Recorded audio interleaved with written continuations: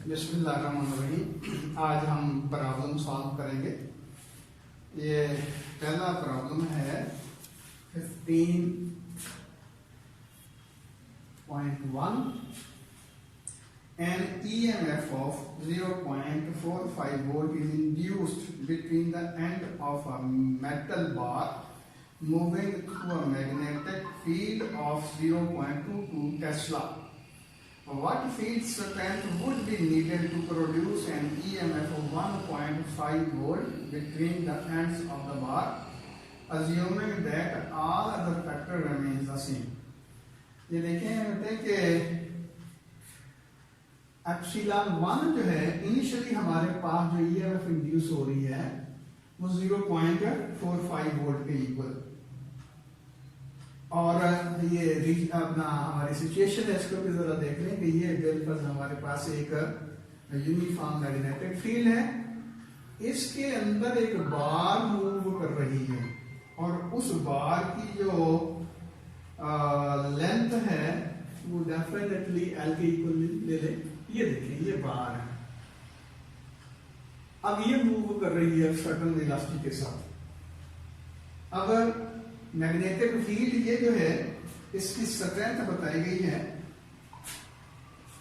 वो है 0.22 टेस्ला। अब कहता है कि व्हाट फील्ड स्ट्रेंथ, जिनके V1 ये है, यदि अपना अगर हम मैग्नेटिक फील्ड की स्ट्रेंथ को बढ़ाएंगे बाकी पैरामीटर कांस्टेंट रखेंगे तो जाहिर है EMF जो है वो बढ़ेगी। तो वो फील्ड स्ट्रेंथ कितनी होगी जिसमें EMF की वैल्यू जो है वो 1.5 वोल्ट हो जाए, यानी कि इसका जो मैग्नेटिक फील्ड है कितना स्ट्रॉन्गर करेंगे मजीद, उसकी वैल्यू क्या होनी चाहिए कि जब उसको उसी वेलोसिटी के साथ, जिस वेलोसिटी से इनिशियली हम इसको मूव करवा रहे थे, उसी वेलोसिटी के साथ अगर हम मूव करवाते जाते हैं तो B की वैल्यू कितना रखें ताकि इसमें EMF जो है इसके दोनों एंड्स के दरमियान वो 1.5 वोल्ट की हो जाए। तो देखिए हमने इमोशनल EMF में क्या पढ़ा था, epsilon is equal to VBL sine of theta. Theta जो है जाहिर है हम क्योंकि बाकी भी पैरामीटर जो है कांस्टेंट रखेंगे तो इसलिए उसको लिखने की जरूरत नहीं, लिखना चाहिए लिख भी सकते हैं, क्योंकि इस सिचुएशन में अगर देखा जाए जो मैं आपके सामने रख रहा हूं उसमें V और B एक दूसरे के परपेंडिकुलर है तो साइन 90 1 के इक्वल होता है। तो इसका क्या मतलब हुआ, एप्सिलॉन जो है VBL के इक्वल होगा। अब यहां देखें एप्सिलॉन 1 जो होगा V की वैल्यू वही है, उसी वेलोसिटी से हमने मूव करवाना है, इसकी लेंथ को भी चेंज नहीं करनी, सिर्फ V की वैल्यू को चेंज करना है। तो epsilon 1 is equal to VB1 है और एप्सिलॉन 2 किसके इक्वल होगा, VB2 है।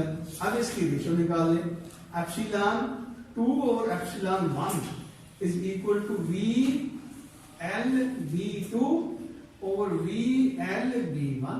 तो ये देखें कॉमन फैक्टर जो है उनको कैंसिल कर दें, ये आपस में कैंसिल हो जाएंगे। इसका मतलब ये है कि इनकी रेशियो जो होगी एप्सिलॉन 2 और epsilon 1 is equal to B2 और B1 आ जाएगा।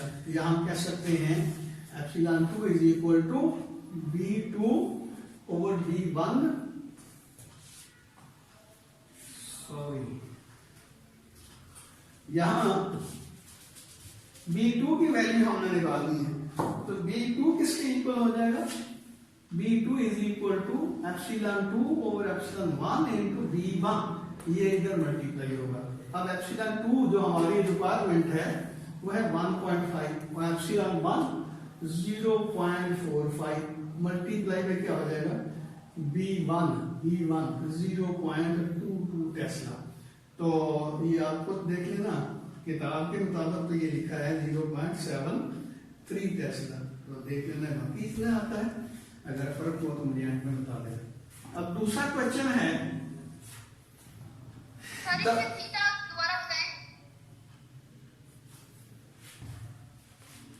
बेटे मैंने सिंपलेस्ट केस लिया था कि ये देखिए मैग्नेटिक फील्ड की डायरेक्शन जो है हमसे अवे है, ये डायरेक्शन, चलो ये डायरेक्शन है, कंडक्टर जो है इस तरह मूव कर रहा है, वेलोसिटी की डायरेक्शन ये होगी, मैग्नेटिक फील्ड की डायरेक्शन ये होगी, दोनों के दरमियान एंगल कितना बना, ये v की डायरेक्शन है, ये b की डायरेक्शन है, दोनों के दरमियान एंगल बनता है 90 डिग्री का।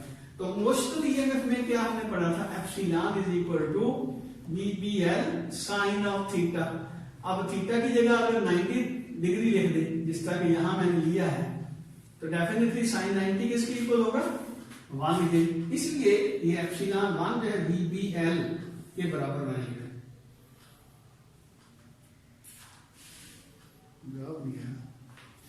बेटे समझ आ गई?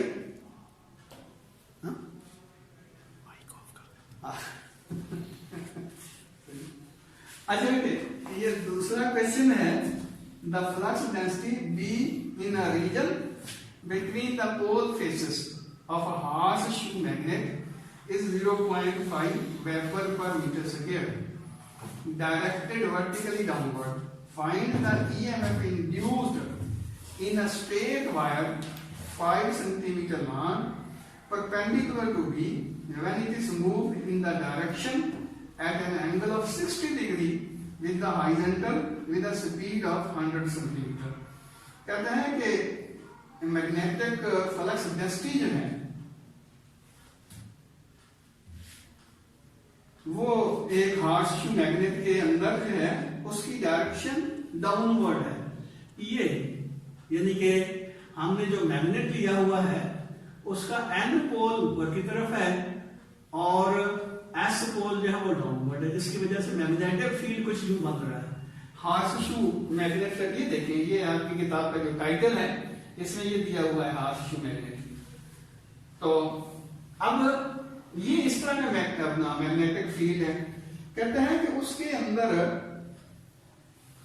और बी की, चलो ये क्वेश्चन नंबर है 15.2, इसमें बी की वैल्यू दी गई है, वो कहते हैं कि 0.5 वेबर पर मीटर स्क्वायर है, टेस्ला के बराबर होता है वेबर पर मीटर स्क्वायर। और find the EMF induced in a straight wire. अब वायर की लेंथ दी गई है, वो कहते हैं 5 सेंटीमीटर, इसको मीटर में कन्वर्ट करें तो 10⁻² मीटर बन जाएगा। अब यह है perpendicular to the B when it is moved in the direction at an angle of 60 degree with the horizontal. ये देखें, ये है हॉरिजॉन्टल डायरेक्शन, और ये हॉरिजॉन्टल के साथ कहता है कि ये कंडक्टर यानी कि इस तरह है, ऐसे मैग्नेटिक फील्ड के परपेंडिकुलर है, ये ऐसे, लेकिन ये मूव इस तरह कर रहा है, ऐसे, यानी कि इस डायरेक्शन में मूव कर रहा है। ये बी की डायरेक्शन होगी, ये बी की डायरेक्शन है, बी की डायरेक्शन है, और ये एंगल बनता है 60 डिग्री का। ये देखें, मैग्नेटिक फील्ड की डायरेक्शन डाउनवर्ड है, कंडक्टर इस तरह यानी कि ऐसे इसके परपेंडिकुलर, और इस डायरेक्शन में इस तरह मूव कर रहा है, ये कंडक्टर मूव कर रहा है, इसकी लेंथ जो है वो आधा मीटर, 5 सेंटीमीटर है, ये 5 सेंटीमीटर लंबा है, लेकिन इस तरह मूव कर रहा है। अब कहते हैं कि इसमें जो अगर उसकी स्पीड जो है v वो होगी 100 सेंटीमीटर पर सेकंड। ये आपको चक्करबाजी देने के लिए 100 सेंटीमीटर पर सेकंड का क्या मतलब हुआ, 1 मीटर पर सेकंड, क्योंकि 100 सेंटीमीटर के मीटर बनाए तो क्या बनते हैं 1 मीटर। तो 1 मीटर पर सेकंड की वेलोसिटी से ये मूव कर रहा है इस तरह। तो आपने बताना है कि इसमें ईएमएफ कितना इंड्यूस होगी, एप्सिलॉन की वैल्यू जो है आपने इसमें बतानी है। तो अब ये देखें कि हमारे पास मोशनल ईएमएफ के लिए जो रिलेशन है epsilon is equal to VPL sine of theta. तो यहाँ थीटा कितना बनेगा, याद रखें जब भी हम दो वेक्टर्स के दरमियान एंगल मालूम करना चाहते हैं तो दोनों की टेल जो है वो आपस में जोड़ दी जाती है। तो हम क्या करते हैं, ये मैग्नेटिक फील्ड जो है उसको इस तरह लेते हैं, ये बी की डायरेक्शन होगी, तो ये एंगल कितना बनता है, ये वाला, ये 60 है और ये बनता है 90 डिग्री का, क्योंकि वर्टिकली डाउनवर्ड है। ये डायरेक्शन होगी बी की और ये हॉरिजॉन्टल है, हॉरिजॉन्टल और वर्टिकल के दरमियान एंगल बनता है 90 डिग्री का। तो ये टोटल एंगल बना थीटा जो है वो किसके बराबर होगा, 150 डिग्री आ जाएगा।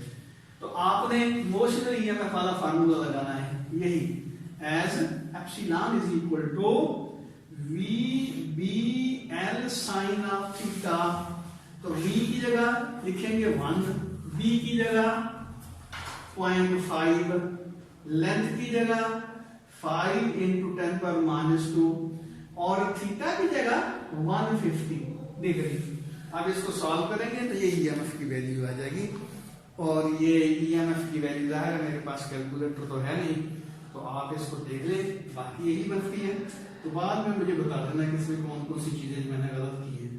तो 1.25 इंटू 10 पावर ये -2 लिखा हुआ है, ये आंसर दिया हुआ है। अगला क्वेश्चन है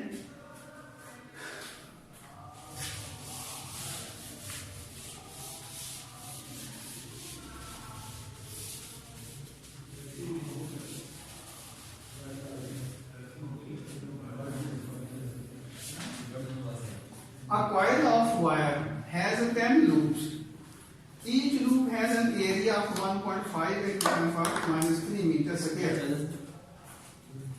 A magnetic field is perpendicular to the surface of each loop at all times. If the magnetic field is changed from 0.5 Tesla to 0.6 Tesla in 0.1 second, find the average EMF induced in the coil during this time. अब कहता है कि हमारे पास एक coil है, उसके number of turn है, problem है तीसरा, उसके नंबर ऑफ टर्न है कॉइल के n कह लें, वो है 10, और ये कहता है कि ऐसे समझे कि कॉइल जो है वो पड़ी हुई इस तरह हॉरिजॉन्टली, और मैग्नेटिक फील्ड जो है वो इसके हमेशा परपेंडिकुलर है, ऐसे मैग्नेटिक फील्ड की डायरेक्शन ये है, और ये इसके परपेंडिकुलर ही रहता है magnetic field.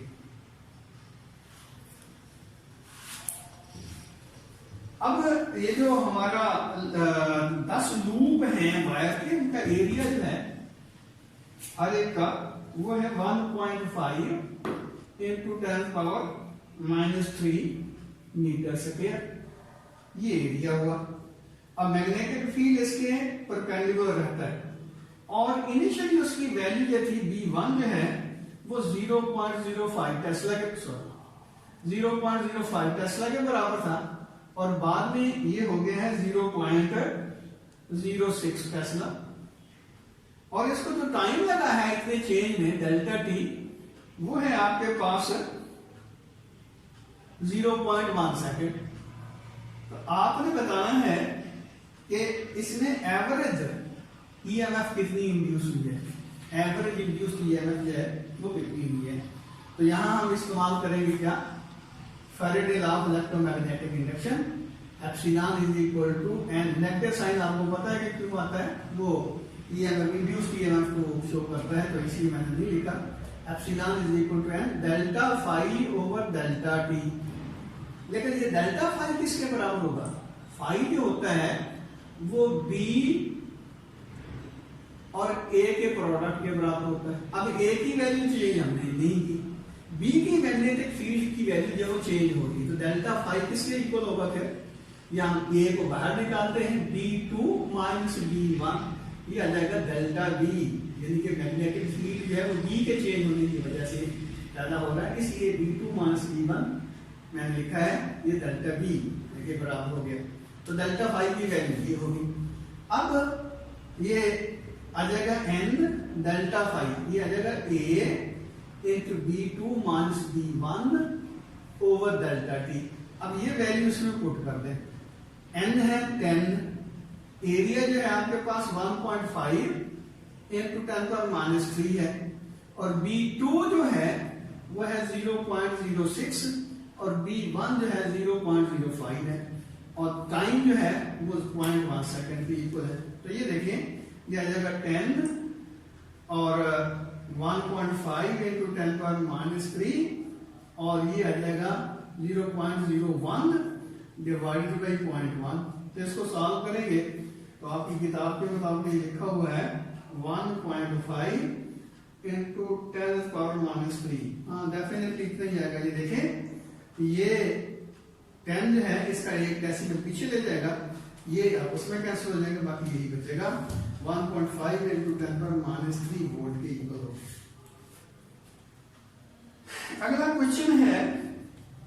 circular coil has 15 turn of radius 2 centimeter.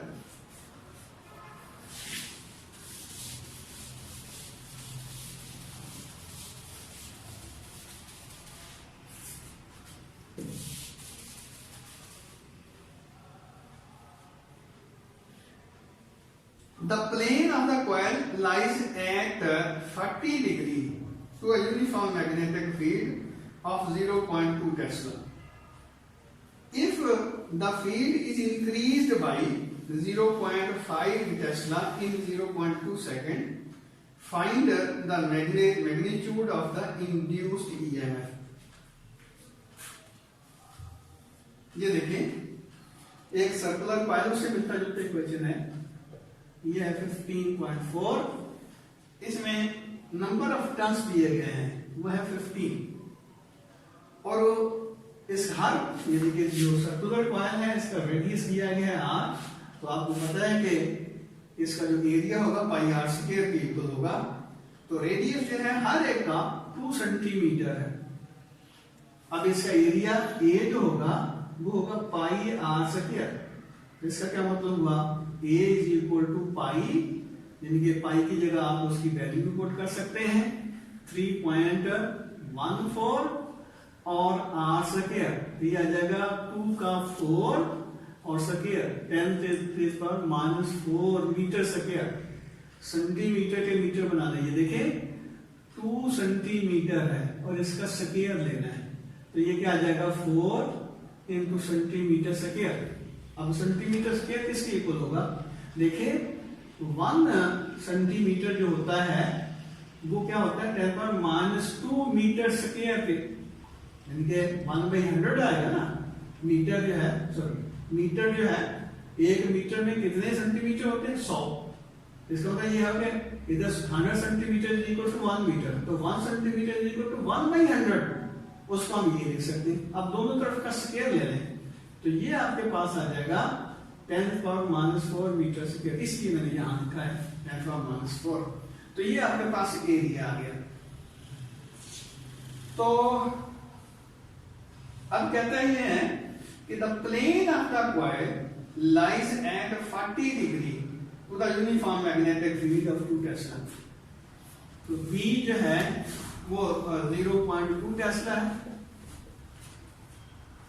और if the field is increased by 0.5, V1 जो ये है, अब V2 जो है वो 0.5 टेस्ला है, और टाइम जो है डेल्टा t वो है 0.2 सेकेंड। तो find the magnitude of the induced EMF, epsilon की वैल्यू भी मालूम कर ली। अब देखेंगे पहला सिचुएशन में और इस सिचुएशन में फर्क है। उसमें तो ये मैग्नेटिक फील्ड है इसके परपेंडिकुलर था, इसका क्या मतलब था कि फाई जो होता है, फ्लक्स जो होता है, तो बेसिकली होता है B A cos of theta, तो यहाँ क्योंकि थीटा जो 0 डिग्री का बनता था इसलिए हमने इसको इग्नोर किया था। लेकिन यहाँ ये बात नहीं है, यहाँ सिचुएशन कुछ यूं है कि जो मैग्नेटिक फील्ड है उसके साथ 40 डिग्री का ये एंगल बना रहा है प्लेन, तो ऐसा समझें कि ये मैग्नेटिक फील्ड है, या अपवर्ड डायरेक्शन में ले लेते हैं मैग्नेटिक फील्ड को।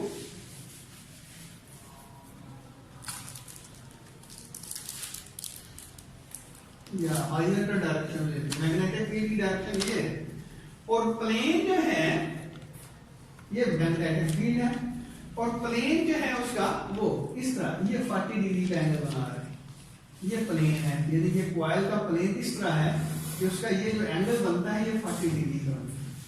अब प्लेन का एंगल जो है, प्लेन जब 40 डिग्री का एंगल बनाता है तो इसका परपेंडिकुलर होगा एरिया।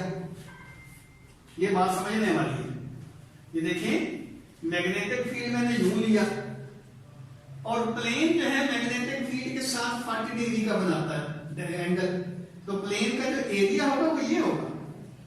ये इसका क्या मतलब हुआ कि ये अगर 40 डिग्री का एंगल बनता है तो ये एंगल बनेगा 50 डिग्री का, ये एंगल बनेगा 50 डिग्री का। क्यों बना कि प्लेन का जो एरिया होता है वो प्लेन का नॉर्मल होता है, प्लेन के परपेंडिकुलर उसकी डायरेक्शन होती है, तो अगर ये एंगल 40 बनता है तो ये 50 बनता है, तभी ये टोटल 90 बनेगा ना।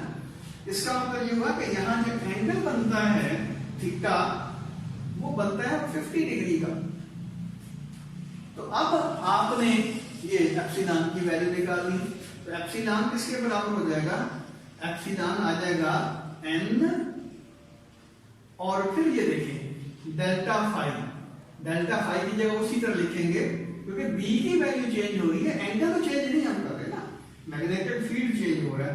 तो ये आ जाएगा a डेल्टा b, और ये कितना, पहले 0.2 था अब 0.5 हो गया, तो ये कह रहे हैं 0.5 माइनस 0.2, और साथ क्या आएगा cos of 50 degree divided by 0.2 second. ये मैंने क्या लिखा है, ये जो फाई है वो B A cos of theta के इक्वल होगा।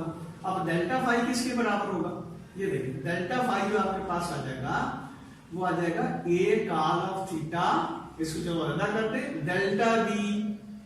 अब डेल्टा बी की जगह क्या लिखेंगे, final B minus initial B, और ये ए वैसे का वैसा थीटा कॉस थीटा, ये यहां हमने लिख दी। तो ये रिलेशन देखें डेल्टा फाई की मैंने यहां लिखी है, ये फार्मूला इस्तेमाल किया, मैंने फार्मूला नहीं लिखा लेकिन ये देखें ऑलरेडी हमने ये इस्तेमाल किया हुआ। अब इनकी जगह वैल्यूज पुट कर दें, n जो है आपके पास होगा 15, और एरिया किसके इक्वल है, ये 3.14 इंटू 4 इंटू 10⁻⁴, ये एरिया आ गया, और ये क्या आ जाएगा 0.3, 0.5 माइनस 0.2 0.3, और cos of 50 degree divided by 0.2 second. इसको सॉल्व करेंगे, ये एप्सिलॉन की वैल्यू